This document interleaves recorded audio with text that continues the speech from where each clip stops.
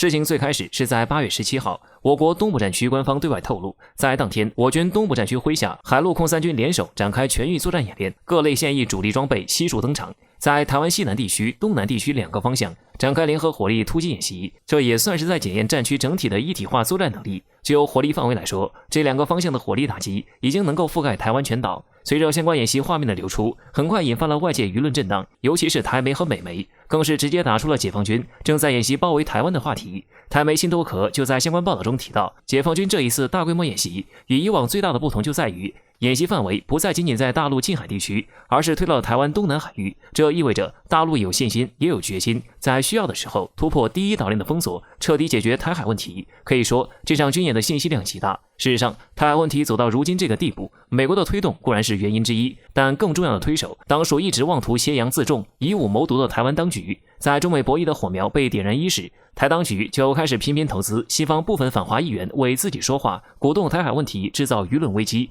妄图实现分裂图谋。需要注意的是，我国东部战区官方对外透露的信息，也成了很多人关注的一个角度。东部战区的发言人施毅在17号当天对外公开表明，这次军事演习是根据当前的台海形势和维护国家统一为目的而采取的必要行动。从这句话中，其实就已经能够凸显出当前我国官方对于台海问题的态度，信号相当明确。值得一提的是，我国官媒《环球时报》对此事还援引了相关军事专家的评论。该专家认为，在这场军演中曝光了解放军的真实实力，我军已经具备了能够全域封锁、控制、围歼台湾分裂势力和其麾下武装的能力。而且这次军演的持续时间很短，这也意味着我军对台海的目标很可能就是精确打击反抗力量，速战速决，最短时间完全登陆控制全岛。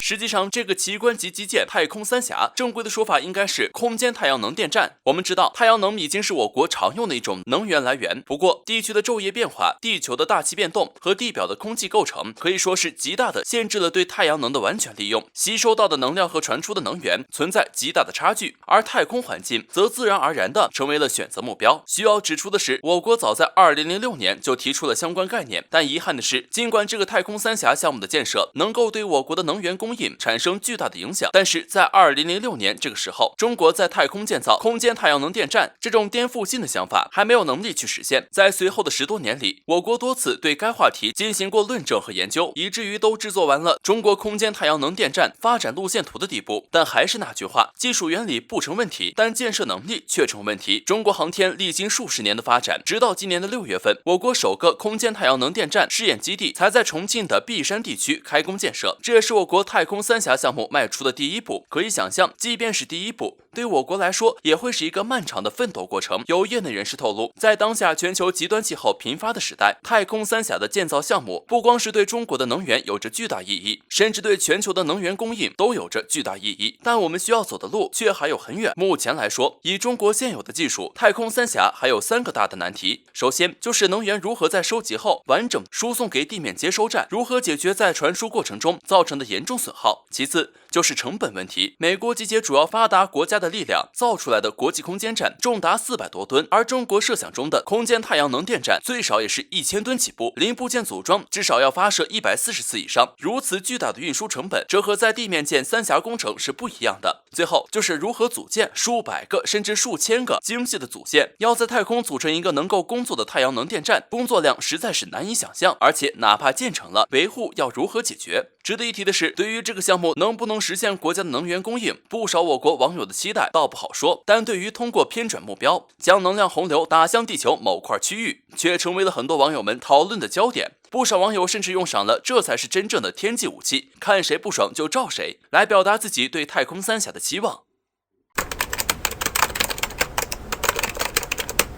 近些年来，美国带领北约众国不断地向俄罗斯发起地缘挑战。美国的目的也很简单，就是想在战时建立对俄不对称优势，从而借此来胁迫俄罗斯低头。就目前来看，乌克兰俨然已经成为了俄罗斯抵挡美国进攻的最后缓冲地带，而最新消息显示，这一地带或将要失守。据俄罗斯观点报报道称，近日乌克兰方面表示，已经向美国提交了请求，希望美国在必要时扩大对乌克兰的安全计划。而更为具体的实施举动，乌克兰方面也有提及，称首要任务是在乌克兰国土上部署爱国者防空导弹系统。我们知道，对美国来说，其一直将乌克兰视为制衡俄罗斯的最好棋子，因此其不断的在挑动俄乌紧张关系，并公开对乌克兰表示支持。或许正是看到了美国的支持，乌克兰才有如此大的底气敢提出这样的要求。但是毫无疑问，这一举动将彻底激怒俄罗斯。一旦美国在乌克兰部署的爱国者防空导弹系统，那也就意味着俄罗斯的本土安全将面临严峻的威胁，这也将成为美国暂时打击俄罗斯的一张王牌。不过俄罗斯也并不是坐以待毙，在美国不断将炮火烧到俄罗斯本土时，俄罗斯直接南下，在为自己开辟战略要道的同时，也给予美国中东战略关键一击。放眼整个世界，土耳其在世界版图上具有重要的位置，对于美国而言更是如此。其实美国围堵俄罗斯，控制中东乃至印度洋地区的重要据点，但是这样的一个重要据点日前正在慢慢靠近俄罗斯。据俄罗斯报最新消息显示，俄罗斯将在土耳其举行一次国际防务装备展，期间将会首次展示苏57的出口型。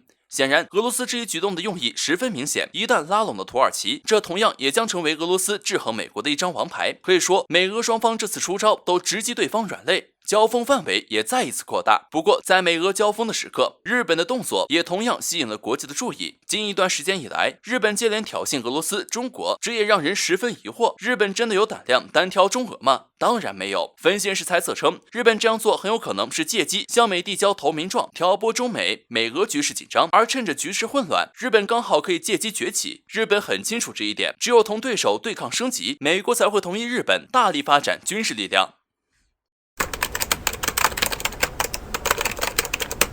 自从中国展露崛起势头之后，中国面临的外部环境就一直不太友好。早在上世纪的时候，美国就开始对中国展开了一系列的经济封锁，只是当时我国还未对美形成真正的威胁，因此美国的封锁力度也不算太大。而随着中国发展势头愈加强劲之后，美国对中国的遏制打压开始呈现歇斯底里的态势。在看到常规手段也拿中国没有办法之后，美国开始朝着中国最脆弱的软肋发力。美国深知，只有在事关中国最核心的主权问题上出招，才能最有力的阻止中国崛起进程。最近一段时间，在美国的挑拨带动下，台岛周边局势不容乐观，多个域外势力跟随美国步伐，开始频繁挑战中国底线。最具代表性的就是立陶宛近日的挺台言论，而与此同时，岛内一些分裂势力也在蠢蠢欲动。在这个时候，如果我军还没有表示的话，后果将十分严重。不负众望的是，日前我军海陆空三军联动，接连线三大军事动作。其一是东部战区出动多军种力量，包括作战舰艇、反潜机等，在台岛周边举行实兵训练。而对于这一动作的目的，我军这次也表现得十分直接，称这是我军基于当前安全形势，为维护国家主权所采取的必要行动。其二是解放军出动多批战机现身台岛周边。根据数据统计资料显示，在短短的1个小时之内，解放军军机6度进入台西南空域，这一频率之高，足以见得这一事件的严重性。而最后一个动作，相比前2个而言，警示意味更加浓厚。据环球网最新报道称，火箭军某部在导弹直扑发射地深夜引攻，以枚枚导弹昂首问天。据现场指挥人员透露称，这一次火箭军的突击演练选择在深夜，就是要最大限度的贴近实战。这一话语之中深意十足。作为一支具有极强威慑能力的战略部队，时刻保持箭在弦上，到底意味着什么？背后的警示意味十足。这样的行动也充分表明了我国的态度：中国主权不容挑衅，一旦踩上去，中国人民将予以10倍、100倍的回击。另外，更为重要的是，有专家认为，解放军军力的飞速提升，也让震慑台海方向的招式越来越丰富。无论是海上、空中，甚至是陆地方向，解放军都有大招应对。这一次，中国用事实证明，威慑挑衅势力，中国多的是大招。